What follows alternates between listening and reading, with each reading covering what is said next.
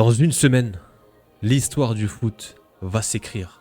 Et la Coupe du Monde a réduit ce scénario à 4 destins. 4 rêves, 4 nations.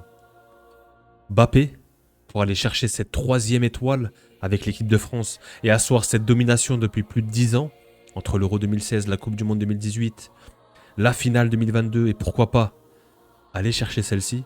Yamal, faire le back-to-back Euro Coupe du Monde à seulement 19 ans.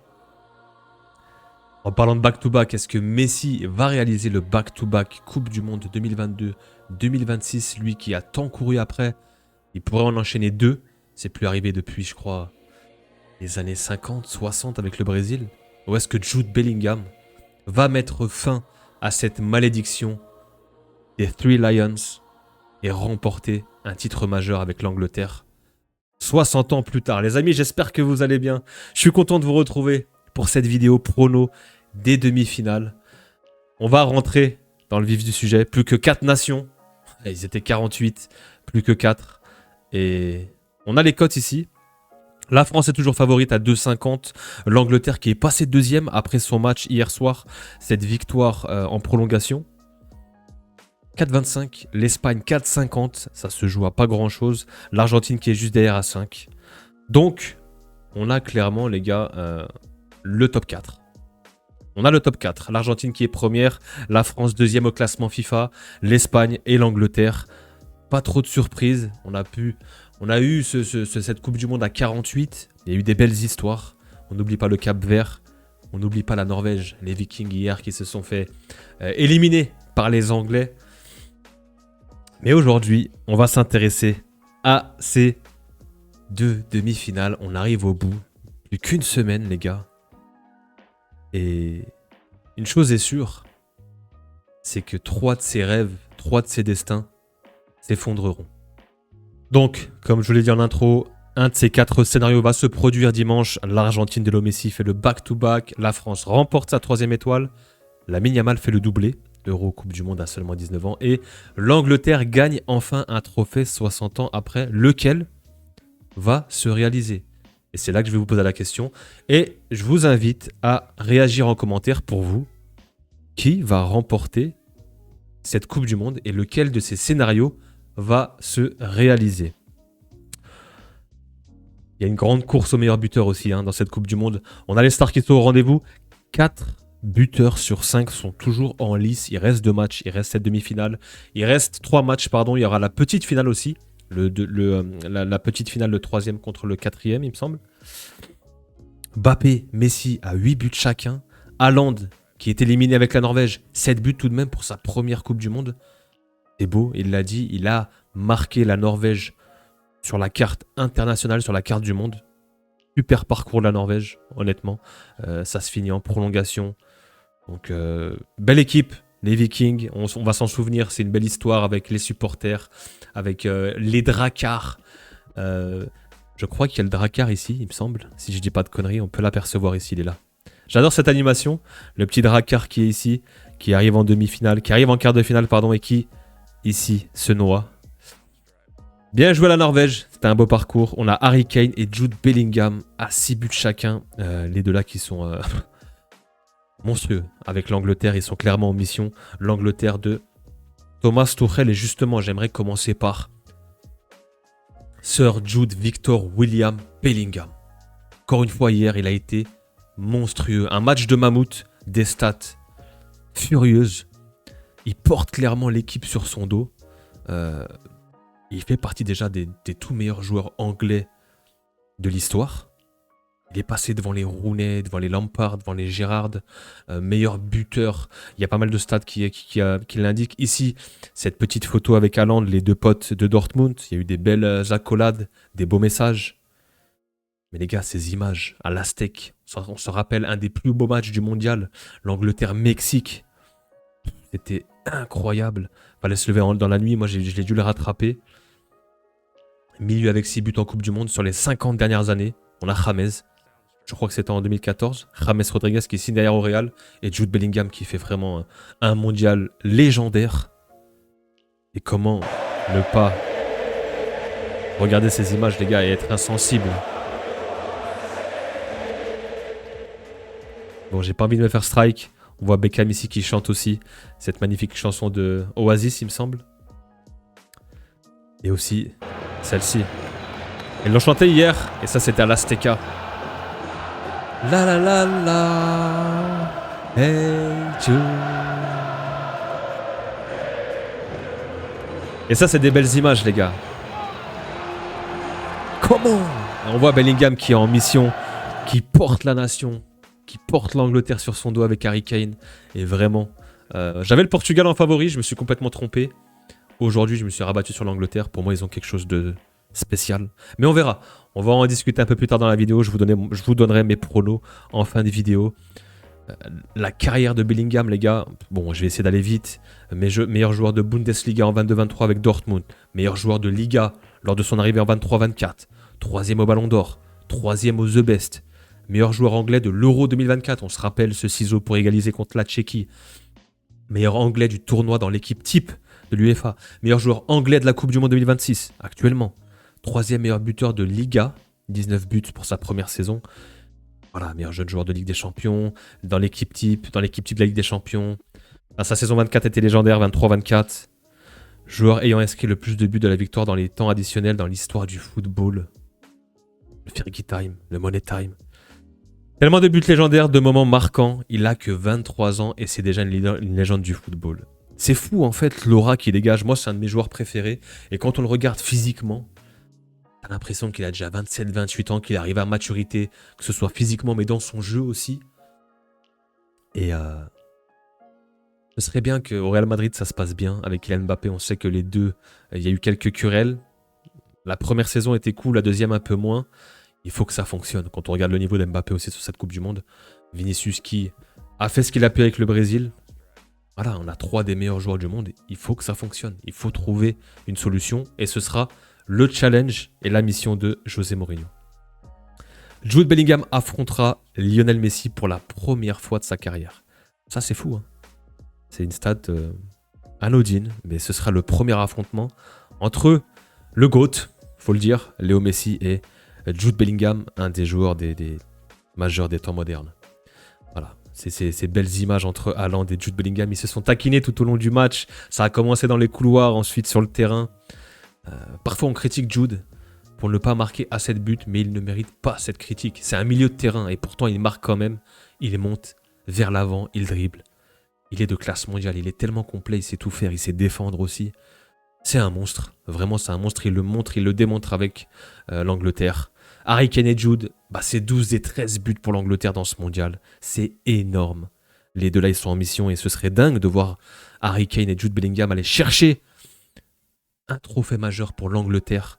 Après ces générations dorées qu'on a eues, les Beckham, les Lampard, les Gerrard, les John Terry. Aujourd'hui, ces deux-là peuvent emmener. L'Angleterre est tout à fait capable d'aller remporter cette Coupe du Monde. Le Real Madrid a dépassé le record absolu de plus grand nombre de buts marqués par un club lors d'un tournoi unique de la Coupe du Monde. Je crois que c'est plus de 20. Je ne sais pas si c'est 19 ou 20. Mais le Real Madrid est très bien représenté dans cette Coupe du Monde. On va revenir un petit peu sur Jude Bellingham. Voilà, j'ai ce match contre le Mexique. Pour moi, un match pivot dans sa carrière avec l'équipe d'Angleterre. On le voit ici. Rentrer dans la surface, c'est un peu ce voltigeur, ce joueur qui apparaît dans la surface, qui se projette tout le temps. Ça me rappelle le Jude Bellingham 23-24 en fait. On le voit ici qui plonge, qui vient mettre sa tête, il ouvre le score. Voilà, c'est vraiment cette célébration légendaire, elle a tellement d'aura les gars, franchement ça lui va tellement bien. On voit Kane la reproduire aussi. Là ces images à l'Azteca, ils vont rester gravés mais pour des années. Peut-être nous dans 30 ans, quand on sera vieux, peut-être à la retraite, on repensera à ça, ce sera dans les livres d'histoire. On pourra en parler à nos enfants, peut-être à nos petits-enfants. On l'a vécu, on est là et on vit l'histoire. Quelques minutes après le coup d'envoi, un ballon récupéré, on le voit ici en tant que meneur de jeu. Il écarte ce ballon pour Harry Kane, très intelligent qui lui remet. Encore une fois, il apparaît, il est là dans la surface en tant que numéro 9. Ce renard des surfaces, il vient pousser le ballon, ça fait 2-0. Contre le Mexique, à l'extérieur, à l'Azteca. Quel match, quelle performance. C'était grandiose. Et quand je vous parlais tout à l'heure que c'est un joueur complet, qu'il est capable de tout faire, il est capable de défendre aussi sur ce corner, un ballon anodin qui arrive dans les pieds du joueur mexicain. J'ai pas le nom en tête. Il vient faire ce sauvetage-là avec cette jambe en l'air, ce high kick. Il vient sauver les siens. Tu vois tout le monde qui lui saute dessus derrière. Voilà. Il a couru absolument partout. Il n'est pas avare d'efforts. Quand je vous dis au Real Madrid qu'il mouille le maillot, il salit le short, eh ben on le voit ici encore. Il termine le match, il est rincé. Contre la Norvège, on le voit ici, à l'entrée, au milieu de terrain, position axiale. Encore une fois, ce bon ballon de Gordon. Il vient, contrôle orienté, il se l'emmène. À la grosse frappe bien puissante, jambe tendue. Il vient égaliser à la 45e pour son équipe, pour sa nation, après que la Norvège avait ouvert le score. Voilà, on voit toute la rage. Il est clairement en mission. Il fait vraiment un mondial stratosphérique, Jude Bellingham. C'est un milieu de terrain, on le rappelle, les gars. C'est un milieu de terrain. Il est décisif. Dans les deux surfaces, c'est n'importe quoi. Clairement, les gars, Jude Bellingham, c'est trop fort. On va passer au joueur qui va affronter, tout simplement le GOAT, qui même à 39 ans, les gars, finit en larmes, finit en pleurs après un match de foot.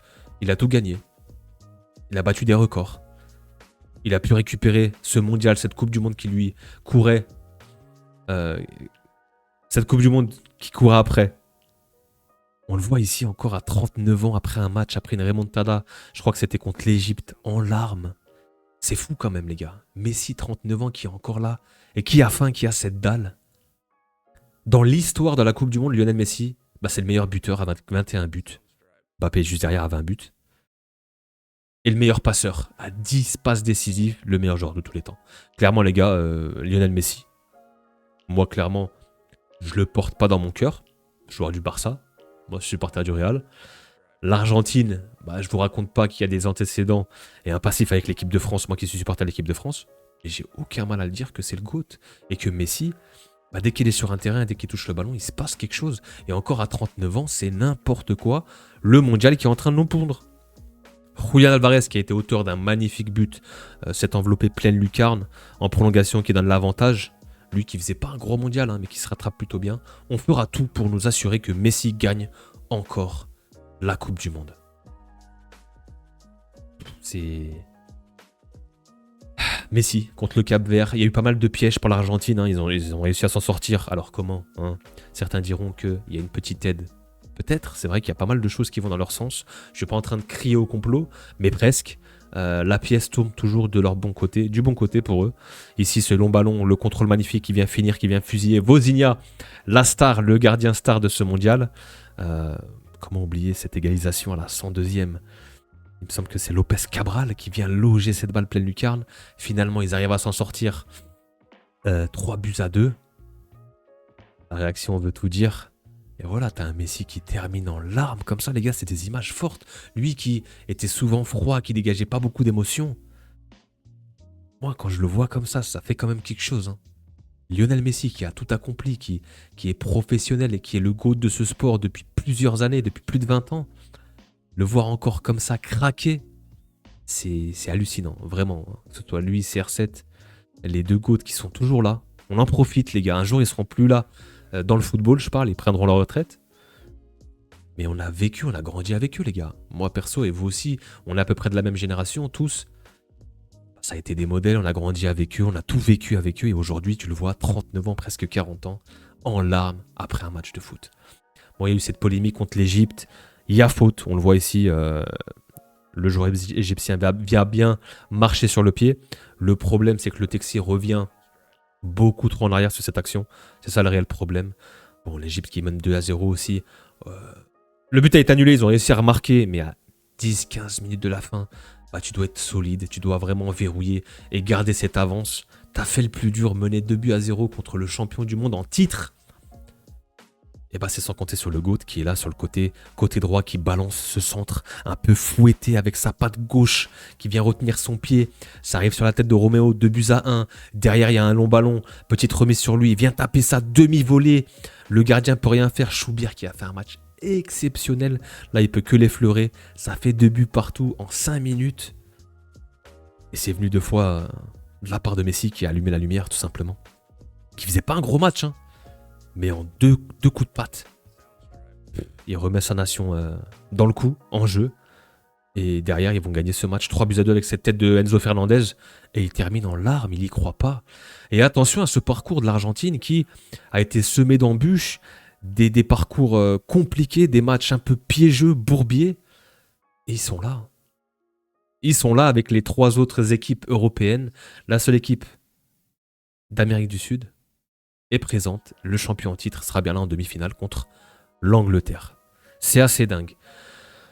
J'ai envie de parler maintenant de l'autre match. Nos Bleus. Regardez-moi cette photo. Mbappé qui est en mission. Michael Olise pour sa première Coupe du Monde. Ce duo incroyable. Mon rêve, ce serait de les voir au Real Madrid la saison prochaine. On verra ce qui peut se passer après le Mondial. Est-ce que réellement ce transfert impossible va se réaliser? Mais on voit quand même que Michael Olise a un lien particulier avec Kylian Mbappé. Il y a une place à droite en tant qu'ailier droit. Ça sera assez fou. Maintenant, il est bien au Bayern, donc il n'y a aucune raison pour qu'il parte.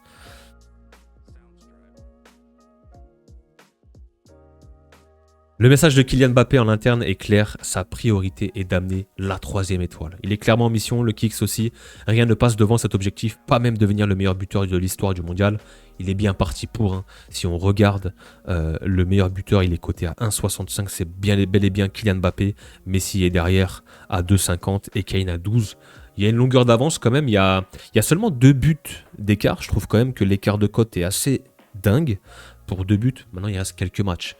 Il reste 3 matchs, il me semble. Donc la demi-finale, la finale plus la petite finale. Jude Bellingham qui est coté à 30, qui a 6 buts, seulement à 2 buts de Mbappé et de Messi. Ok. Donc peut-être que les bookmakers voient un remake de la finale 2022. Ça serait dingue. Imaginez juste France-Argentine. Ça serait complètement fou. Et justement, je vous en parlais tout à l'heure, les gars. Bellingham et Kylian Mbappé, avant que ça se passe mal, c'était lors de cette première saison, dès qu'ils ont remporté cette coupe intercontinentale, il y avait une bonne relation entre les deux lors de cette première saison 24-25 pour Mbappé.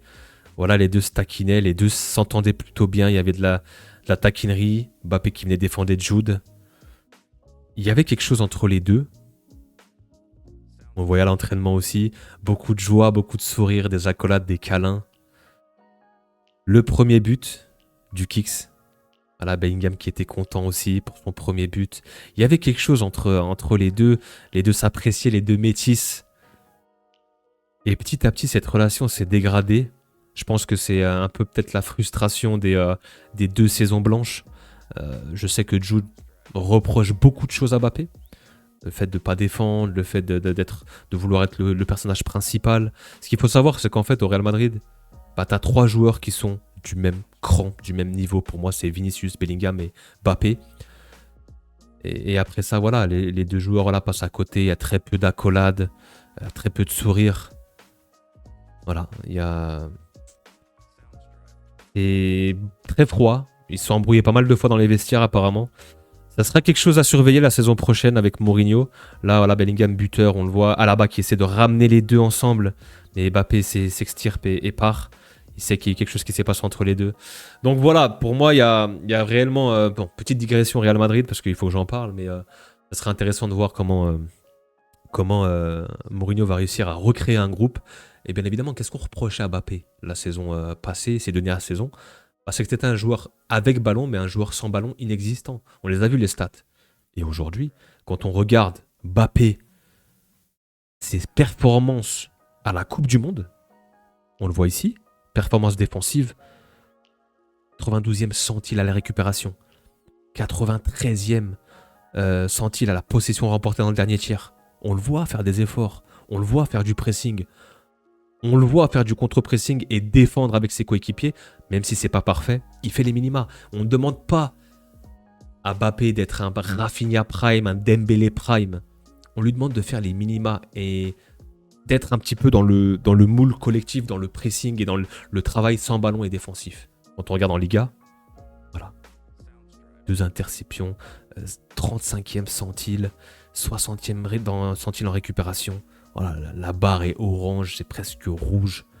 Action défensive, il n'y a rien du tout. Donc ce sera quelque chose à corriger de sa part. Il en a parlé avec Dembélé, avec son frère aussi. Apparemment, peut-être qu'il y aura ce déclic, on l'espère. On veut voir Mbappé arriver la saison prochaine, faire les efforts défensifs avec tout le monde et jouer avec tout le monde. Qu'il n'y ait pas cette tête de proue et qu'on mise tout pour le tout Mbappé, mais que vraiment on arrive à trouver un trio de tête avec Vinicius, Mbappé à droite, pourquoi pas, et un Bellingham faux neuf. Ça serait une idée, ça serait une option. On verra. Ça sera France-Espagne et en face, ça sera Lamine Yamal qui, ces 2 dernières années, la balance penche de son côté, les gars. Clairement, les confrontations Yamal-Mbappé, avantage Lamine Yamal. Clairement. Je voulais revenir quelques secondes quand même sur 2-3 screens pour Kylian Mbappé. Donc il y a cette frappe forcément contre le Maroc, cette frappe dont il a le secret en dehors de surface. Il y a celle-ci aussi du gauche contre l'Irak. Tu viens débloquer la situation. C'est souvent lui qui ouvre le score et qui mène l'équipe de France sur de bons rails. Il y a ce côté leadership aussi en équipe de France qu'il n'a pas encore du côté du Real. Cette frappe lors du premier match stratosphérique, cette frappe complètement lunaire qui vient tromper Mendy pour le 3-1 contre le Sénégal. Donc ouais, Mbappé, voilà, cet appel et cette passe de Michael Olise, pour moi c'est un duo avant tout. Certes, il y a Dembélé qui fait un super match, on a le milieu de terrain, Koné aussi, avec Rabiot, ils sont monstrueux. Je parle même pas du mondial d'Upamecano, qui pour moi fait partie des meilleurs joueurs de ce mondial. Je parle pas des meilleurs défenseurs, hein. Je parle des meilleurs joueurs de cette Coupe du Monde. Il est impérial. Il n'y a personne qui le passe. On verra contre l'Espagne. Ce sera un vrai test. Cette passe-là de Michael Olise cachée. Encore celle-ci, passe petit extérieur du pied comme ça. Magnifique pour Ousmane Dembélé. Le meilleur passeur de la compétition. On peut le voir aussi ici. Le meilleur passeur, Michael Olise, est à 1,05. Gordon à 20. Alors je sais pas Gordon il a combien, mais on sait très bien que Michael Olise... c'était free de le voir terminer meilleur passeur. Il a même failli mettre un petit but là, ce petit lob qui a tapé la barre. Il a toujours pas marqué. Mais il faut qu'on parle de ce France-Espagne et de Lamine Yamal qui a un petit peu parlé. Voilà, la France, il y a 2 options. Soit la France dispute sa 3e finale de Coupe du Monde de suite, soit on les bat 3 fois de suite. Il y a eu cette élimination lors de l'Euro 2024, 2-1 avec ce super but de Lamine Yamal, pleine lucarne, poteau rentrant. Cette Ligue des Nations, demi-finale, j'étais sur place à Stuttgart. Victoire 5-4 des Espagnols. Ils menaient 5-1 en deuxième période. Domination totale. Voir Lamine Yamal en vrai, c'était quelque chose. Mbappé aussi. Hein. J'avais vu Désiré Doué aussi, il m'avait beaucoup impressionné. Ils étaient du même côté avec Lamine Yamal. Si la France doit craindre quelqu'un, c'est nous. C'est nous qui les avons éliminés la dernière fois. Alors je veux bien. On a aussi Luis de la Fuente, et je suis sûr que la France est aussi inquiète que nous. Souvenez-vous que nous les avions battus dans 2 matchs consécutifs. J'ai posté, moi ça m'a fait tilt et j'ai eu une vision et j'ai dit tout simplement que le fameux on les a déjà battus, comme si ça garantissait quoi que ce soit en 2026. Le football c'est une histoire de dynamique et de moments, pas de souvenirs. On dirait surtout qu'ils cherchent à se rassurer. La France aujourd'hui, en termes de dynamique, en termes de résultats, est beaucoup plus impressionnante que l'Espagne. Je ne dis pas que l'Espagne est une mauvaise équipe. L'Espagne a ses certitudes, a ce gros collectif, cette maîtrise lors des matchs. Ils auront sûrement la possession et le ballon. Mais pour moi, cette équipe de France est terrifiante à tous les niveaux, sur toutes les lignes. Et pour moi, à l'heure actuelle, et je ne parle pas d'il y a 2 ans, je ne parle pas de l'année dernière, et je ne parle pas d'il y a 4 ans, 3 ans, à l'heure actuelle, l'équipe de France est meilleure que cette équipe d'Espagne. Ça reste mon avis, ça n'engage que moi. Par contre, ce qui est réel et factuel, Lamine Yamal mène 8-2 dans les face-à-face contre Kylian Mbappé en carrière. Donc ça contre les classicos. On sait que ces 2 dernières années, c'était à l'avantage du Barça. Il y a eu un classico gagné de la part de Mbappé. S'il y en a un que tu dois gagner, c'est celui-là de mardi, Kylian. Et ouais, il faut absolument éliminer cette équipe espagnole et se hisser en finale, peu importe contre qui que ce soit, l'Angleterre ou l'Argentine. On a fait un gros tour, c'était assez complet. On va passer aux cotes et je vais vous donner mes pronostics. Alors attention, si vous jouez, moi j'ai pas de partenariat, je vous montre juste les cotes et ce qui peut être intéressant. Mais faites attention si vous pariez, les gars, pariez des petites sommes, faites pas n'importe quoi. On perd beaucoup plus qu'on gagne au paris sportif, donc faites attention, pariez vraiment que des petites sommes que vous pouvez vous permettre de perdre. Winamax, je vous fais de la pub, donc attention, n'hésitez pas à me contacter, un petit mail. Hein.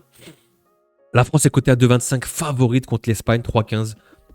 C'est ce que je vous ai dit, moi je vois l'équipe de France favorite.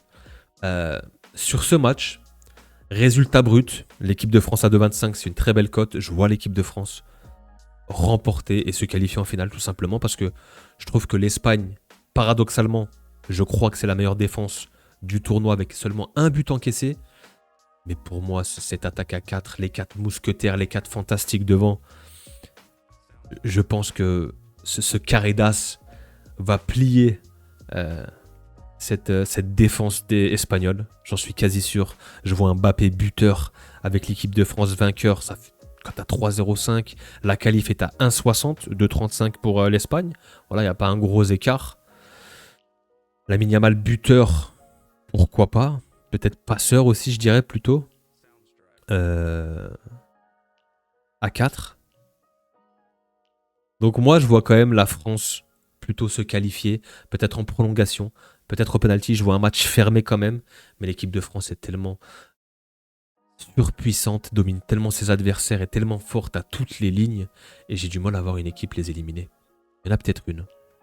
On va parler justement du deuxième match. Angleterre-Argentine, c'est quasiment un flip. 2,55, 2,95. L'Angleterre légèrement favorite. L'Angleterre qui se qualifie, c'est à 1,76, 2,05 pour l'Argentine. Je sens quand même cette Argentine un peu poussive. Ils ont fait pas mal de prolongations. Des scénarios où ils étaient éliminés, ils sont revenus de justesse. L'Angleterre a fait quelques prolongations aussi, il me semble. Ils étaient menés contre la RDC, ils sont revenus. Il y a eu cette prolongation justement contre la Norvège. Et juste avant, c'était qui? Ma mémoire me fait défaut. L'Angleterre. Donc c'était Mexique, RDC. Donc non, ouais. Il y a eu ce 3-2. C'était pas en prolongation, c'était sur 90 minutes, ils ont tenu, ouais. Peut-être l'Angleterre arrive plus frais. Les Argentins, émotionnellement, et avec beaucoup plus de péripéties dans leur parcours. Maintenant, ils sont là. Hein. C'est une équipe qui est chiante, qui va défendre son titre. Il y a toujours le facteur Lionel Messi. L'Angleterre, honnêtement, ne pratique pas un football total et magnifique. Mais je trouve que physiquement, athlétiquement, et puis surtout avec les deux de devant, sont capables de sortir un très très gros match. Il n'y a pas d'absent, il n'y a pas eu de carton jaune, je crois. Tu auras toujours ce double pivot Rice-Henderson qui fait un taf monstre. Défensivement, tu peux avoir des questions, mais honnêtement, cette équipe argentine qui, pour moi, est un peu plus fébrile. Je les trouve moins rassurants, moins dominateurs. Ils se prennent beaucoup de buts. Ils ont souvent été menés. Pour moi, une victoire dans l'Angleterre et la qualif de l'Angleterre, tout simplement. Harry Kane buteur, c'est peut-être du pain béni. Bellingham à 4. Juste ça. Un Messi buteur, un Messi passeur, pourquoi pas. Mais moi, honnêtement, je vois l'Angleterre se hisser en finale. Et on aurait, les gars, une finale France-Angleterre pour ma part. Et on aurait un Mbappé contre Jude Bellingham, après ce que je vous ai raconté tout à l'heure. Qui va prendre le pouvoir pour son retour au Real Madrid? Plus sérieusement, qui peut remporter cette Coupe du Monde? Ma finale, en tout cas, ce serait France-Angleterre. Je vous attends en commentaire, les gars. N'hésitez pas à réagir. Dites-moi vos pronostics de ces deux demi-finales. Qui va se hisser en finale? Le prono du vainqueur, on pourra le faire plus tard. On laisse ça pour la semaine prochaine. C'est dans une semaine la finale, pile. À l'heure où je vous retourne, c'est dimanche. Encore une fois, les amis, n'hésitez pas à liker, c'est hyper important. Abonnez-vous si ce n'est pas encore fait. Si le cœur vous en dit, vous pouvez être membre de la chaîne aussi. Il y aura des vidéos pour la saison prochaine. On va couvrir tout ça. Et bien évidemment, balancez votre commentaire. Balancez vos pronostics en commentaire. Qui va se hisser en finale de ces 4 nations? Et si on se projette un peu plus loin jusqu'à dimanche prochain, 3 de ces joueurs-là, 3 de ces équipes, 3 de ces nations vont voir leurs rêves s'envoler. Ça sera tout pour cette vidéo, les amis. J'espère que ça vous a plu. On se revoit très très vite pour de nouvelles vidéos et des débriefs, bien évidemment, de ces demi-finales. Prenez soin de vous, les gars.